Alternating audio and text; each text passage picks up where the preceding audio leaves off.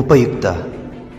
ಇದು ಕಲಿಕೆಯ ಸಾಗರ, ಕಲಿಯುವ ಮನಸ್ಸಿಗೆ ಆಧಾರ, ಕಲಿಯುತ್ತ ನಲಿಯುವ ತಾಯಿ ನುಡಿಯ ಎಂಬಂತೆ ಎಲ್ಲ ಕುಲಕೋಟಿ ಕನ್ನಡಿಗರ ಪಾದಾರವಿಂದಕ್ಕೆ ಶರಣಾಗಿ ಕನ್ನಡ ಭಾಷೆಯನ್ನು ಕಲಿಯುವ ವಿದ್ಯಾರ್ಥಿಗಳಿಗೆ ಹಾಗೂ ಶಿಕ್ಷಕರಿಗೆ ಉಪಯೋಗವಾಗಲೆಂದು ಸಿದ್ಧಪಡಿಸಿರುವ ಒಂದು ಮಾಧ್ಯಮವೇ ಈ ಉಪಯುಕ್ತ.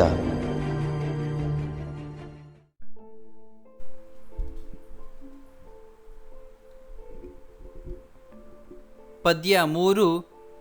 ಗೆಳೆತನ. ಬರೆದ ಕವಿ ಚೆನ್ನವೀರ ಕಣವಿ. ಆರಿಸಿದ ಭಾಗ ಆಕಾಶ ಬುಟ್ಟಿ ಕವನ ಸಂಕಲನ.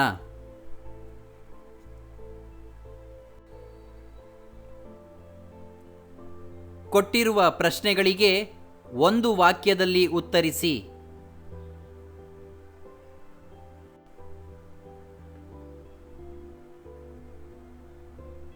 ಕವಿ ಎಲ್ಲಿ ತಂಗಿದ್ದಾರೆ? ಗೆಳೆತನವೆನ್ನುವ ವಿಶಾಲವಾದ ಆಲದ ಮರದ ನೆರಳ ತಂಪಿನಲ್ಲಿ ಕವಿ ತಂಗಿದ್ದಾರೆ.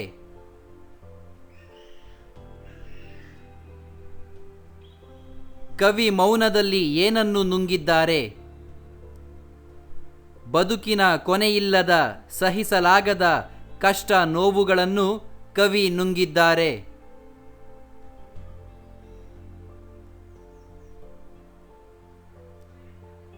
ಗೆಳೆತನದ ಮನಸ್ಸಿನ ಭಾವನೆ ಹೇಗಿದೆ?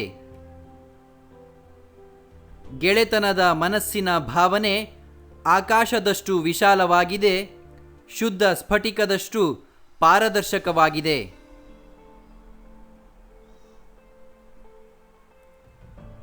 ಉಪ್ಪು ಮತ್ತು ತಾಯಿಯ ಬಗೆಗಿರುವ ಗಾದೆ ಯಾವುದು? ಉಪ್ಪಿಗಿಂತ ರುಚಿಯಿಲ್ಲ, ತಾಯಿಗಿಂತ ಬಂಧುವಿಲ್ಲ ಎನ್ನುವುದೇ ಆ ಗಾದೆಯಾಗಿದೆ.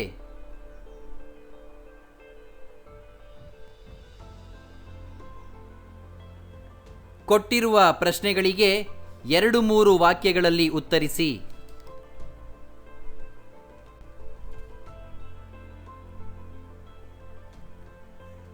ಗೆಳೆತನದಲ್ಲಿ ಯಾವ ದುರ್ಗುಣಗಳು ಇಲ್ಲವೆಂದು ಹೇಳಲಾಗಿದೆ? ಗೆಳೆತನದಲ್ಲಿ ವಂಚನೆ ಇಲ್ಲ, ಚಂಚಲತೆ ಇಲ್ಲ, ಮೇಲು ಕೀಳುಗಳೆಂಬ ಭಾವನೆ ಇಲ್ಲ, ಅಹಂಕಾರವಿಲ್ಲ, ದ್ವೇಷವಿಲ್ಲ, ಸಣ್ಣತನ ಸಂಕೋಚವೂ ಇರುವುದಿಲ್ಲ.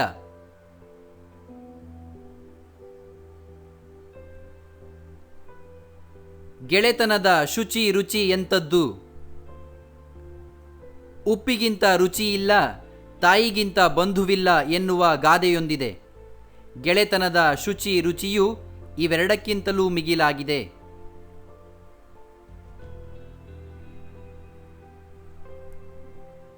ಜೀವನ ರಸಪಾಕವಾಗುವುದು ಹೇಗೆ?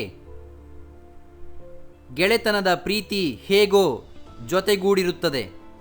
ಅದು ಯಾವುದೇ ಪ್ರಭಾವ ಪರಿಣಾಮಗಳಿಗೆ ಕುಸಿಯುವುದಿಲ್ಲ. ಸುಖ ಬಂದಾಗ ಸಂತೋಷ ಪಡುತ್ತೇವೆ, ದುಃಖದಲ್ಲಿ ಪಾಲ್ಗೊಳ್ಳುತ್ತದೆ. ಸರಸ ವಿರಸಗಳನ್ನು ಸ್ವೀಕರಿಸಿ ಜೀವನ ರಸಪಾಕವಾಗುತ್ತದೆ.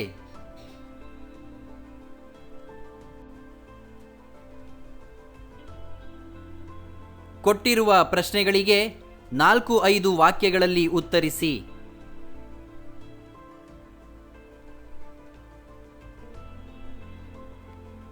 ಗೆಳೆತನ ಇಹಲೋಕಕ್ಕಿರುವ ಅಮೃತ ಹೇಗೆ ತಿಳಿಸಿ? ಗೆಳೆತನವೆನ್ನುವುದು ವಿಶಾಲವಾದ ಆಲದ ಮರದ ಹಾಗೆ.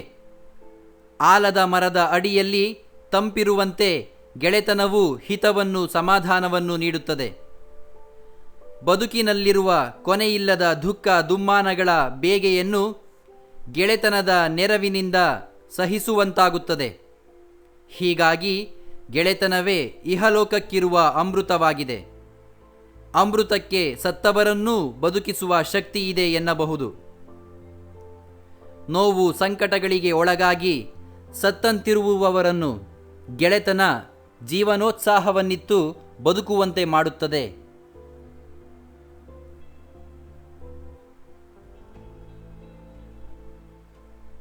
ಗೆಳೆಯರ ಮನಸ್ಸಿನ ಭಾವನೆ ಹೇಗಿರುತ್ತದೆ ವಿವರಿಸಿ.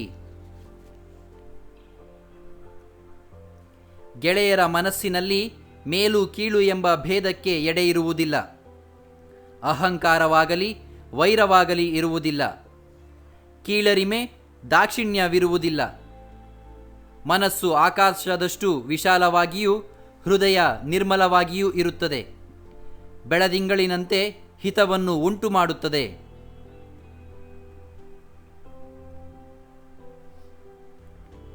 ಗೆಳೆಯರು ಹೇಗೆ ಬಾಳುತ್ತಾರೆ?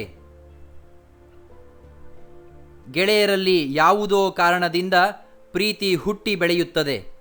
ಎಂಥ ಸಂದರ್ಭದಲ್ಲೂ ಅದು ಕುಗ್ಗುವುದಿಲ್ಲ. ಸುಖ ಬಂದಾಗ ಸಂತಸ ಪಡುತ್ತಾ, ದುಃಖದಲ್ಲಿ ಪಾಲ್ಗೊಳ್ಳುತ್ತಾ ಗೆಳೆತನ ಮುಂದುವರಿಯುತ್ತದೆ. ಅವರ ಬದುಕು ಸುಖ ದುಃಖಗಳ ರಸಪಾಕವಾಗುತ್ತದೆ. ಅವರು ವಿನೋದ ವಿರೋಧಗಳನ್ನು ಒಪ್ಪಿಕೊಳ್ಳುತ್ತಾ ಶ್ರೀಗಂಧದಂತೆ ಜೀವವನ್ನು ಸವೆಸುತ್ತಾ ಬಾಳುತ್ತಾರೆ.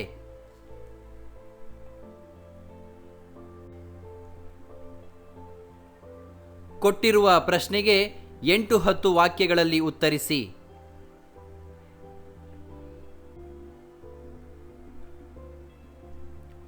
ಗೆಳೆತನದ ಮಹತ್ವವನ್ನು ಕಣವಿ ಅವರು ಹೇಗೆ ತಿಳಿಸಿದ್ದಾರೆ? ಗೆಳೆತನವೆನ್ನುವುದು ವಿಶಾಲವಾದ ವಿಸ್ತಾರವಾದ ಆಲದ ಮರದಂತಿದೆ. ಅದರ ನೆರಳ ತಂಪಿನಲ್ಲಿ ಆಸರೆ ಪಡೆಯಬಹುದು. ಜೀವನದಲ್ಲಿ ಬರುವ ಕೊನೆಗೊಳ್ಳದಂತಹ ನೋವುಗಳನ್ನು ಸಹಿಸಿಕೊಳ್ಳಬಹುದು. ಗೆಳೆತನ ಈ ಲೋಕದ ಅಮೃತದಂತಿದೆ. ಗೆಳೆತನದಲ್ಲಿ ಮೋಸ ಅಸ್ಥಿರತೆ ಇಲ್ಲ. ಮೇಲು ಕೀಳುಗಳೆಂಬುದಿಲ್ಲ. ಅಹಂಕಾರವಿಲ್ಲ. ದ್ವೇಷವಿಲ್ಲ. ಕೀಳರಿಮೆ ದಾಕ್ಷಿಣ್ಯಗಳಿಲ್ಲ. ಮನಸ್ಸು ವಿಶಾಲವಾಗಿ ಹೃದಯ ಪರಿಶುದ್ಧವಾಗಿರುತ್ತದೆ. ಉಪ್ಪಿಗಿಂತ ರುಚಿಯಿಲ್ಲ, ತಾಯಿಗಿಂತ ಬಂಧುವಿಲ್ಲ ಎನ್ನುವ ಗಾದೆ ಮಾತನ್ನು ಗೆಳೆತನ ಮೀರಿಸುವಂತಿದೆ. ಅನುಭವಿಸಿದವರಿಗೆ ಮಾತ್ರ ಗೆಳೆತನದ ರೀತಿಯ ಅರಿವಾಗುತ್ತದೆ. ಗೆಳೆತನದ ಪ್ರೀತಿ ಎಂದಿಗೂ ಯಾವ ಸಂದರ್ಭದಲ್ಲೂ ಕುಗ್ಗುವುದಿಲ್ಲ.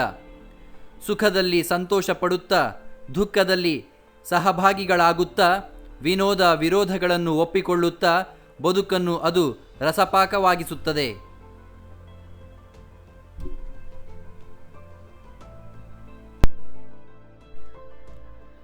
ಸಂದರ್ಭ ಸಹಿತ ಸ್ವಾರಸ್ಯವನ್ನು ವಿವರಿಸಿ.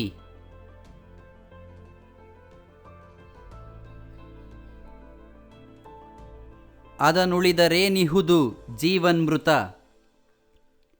ಚೆನ್ನವೀರ ಕಣವಿಯವರ ಗೆಳೆತನ ಕವನದ ಒಂದು ಸಾಲು ಇದಾಗಿದೆ. ಗೆಳೆತನವೆನ್ನುವುದು ಇಹಲೋಕದ ಅಮೃತದಂತಿದೆ. ಗೆಳೆತನವಿಲ್ಲದಿದ್ದರೆ ಅಂಥವರು ಬದುಕಿಯೂ ಸತ್ತ ಹಾಗೆಯೇ ಎಂದು ಕವಿಯು ಈ ಮೇಲಿನ ವಾಕ್ಯದ ಮುಖಾಂತರ ತಿಳಿಸಿದ್ದಾರೆ.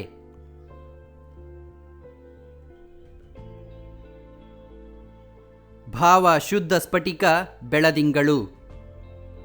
ಚೆನ್ನವೀರ ಕಣವಿಯವರ ಗೆಳೆತನ ಕವನದಿಂದ ಈ ಸಾಲನ್ನು ಆಯ್ದುಕೊಳ್ಳಲಾಗಿದೆ. ಗೆಳೆಯರಾದವರಲ್ಲಿ ಎಂತಹ ದುರ್ಗುಣಗಳು ಇರುವುದಿಲ್ಲವೆನ್ನುವುದನ್ನು ವಿವರಿಸಿದ ಕವಿ ಅವರ ಮನೋಭಾವ ಯಾವ ರೀತಿಯಾಗಿರುವುದೆಂಬುದನ್ನು ಮೇಲಿನ ಮಾತುಗಳಲ್ಲಿ ತಿಳಿಸಿದ್ದಾರೆ. ಗೆಳೆಯರ ಮನೋಭಾವ ಶುದ್ಧ ಸ್ಫಟಿಕದ ಹರಳಿನಂತೆ ನಿರ್ಮಲವಾಗಿರುತ್ತದೆ. ಅಲ್ಲಿ ಯಾವ ಕಶ್ಮಲವೂ ಇರುವುದಿಲ್ಲ. ಬೆಳದಿಂಗಳ ಹಾಗೆ ಆಹ್ಲಾದವನ್ನು ನೀಡುತ್ತದೆ ಎಂದಿದ್ದಾರೆ. ನಿಜವಾದ ಗೆಳೆತನದ ಪರಿಯನ್ನು ಹೀಗೆ ಕವಿ ವಿವರಿಸಿದ್ದಾರೆ.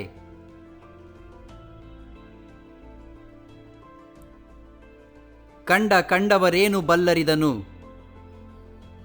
ಚೆನ್ನವೀರ ಕಣವಿಯವರ ಗೆಳೆತನ ಕವನದಿಂದ ಈ ಸಾಲನ್ನು ಆರಿಸಲಾಗಿದೆ. ಗೆಳೆತನದ ರೀತಿಯ ಅರಿವು ಎಲ್ಲರಿಗೂ ಆಗದು.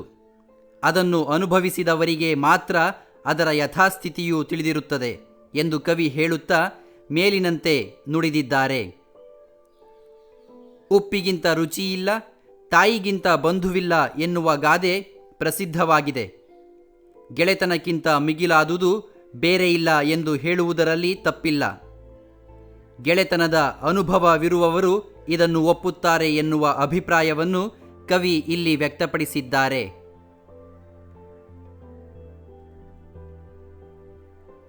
ಬಾಳುವರು ಗಂಧದೊಲು ಜೀವತೆಯ್ದು.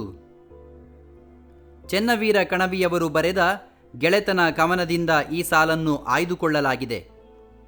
ಗೆಳೆಯರ ಜೀವನ ಹೇಗೆ ಸಾಗುತ್ತದೆ ಎನ್ನುವುದನ್ನು ತಿಳಿಸುತ್ತಾ ಕವಿ ಮೇಲಿನಂತೆ ಹೇಳಿದ್ದಾರೆ. ಗೆಳೆಯರ ಪ್ರೀತಿ ಎಂದಿಗೂ ಯಾವ ಸಂದರ್ಭದಲ್ಲೂ ಕಡಿಮೆಯಾಗುವುದಿಲ್ಲ. ಸುಖ ದುಃಖದಲ್ಲಿ ಅವರು ಪಾಲ್ಗೊಳ್ಳುತ್ತಾರೆ. ಸರಸ ವಿರಸಗಳನ್ನು ಸ್ವೀಕರಿಸುತ್ತಾರೆ. ಬದುಕನ್ನು ರಸಪಾಕವಾಗಿಸಿಕೊಳ್ಳುತ್ತಾರೆ. ಶ್ರೀಗಂಧವನ್ನು ತೇಯ್ದಾಗ ಪರಿಮಳ ಹೊರಹೊಮ್ಮುವಂತೆ ಅವರು ಬದುಕನ್ನು ಸವೆಸುತ್ತಾ ಸಮಾಜಕ್ಕೆ ಸಂತಸವನ್ನು ನೀಡುತ್ತಾರೆ ಎಂದು ಕವಿ ವಿವರಿಸಿದ್ದಾರೆ. ಈ ಸಾಲುಗಳಲ್ಲಿ ಗೆಳೆಯರ ಬಾಳು ಹೇಗಿರುತ್ತದೆ ಎಂಬುದನ್ನು ಕವಿ ತಿಳಿಸಿದ್ದಾರೆ.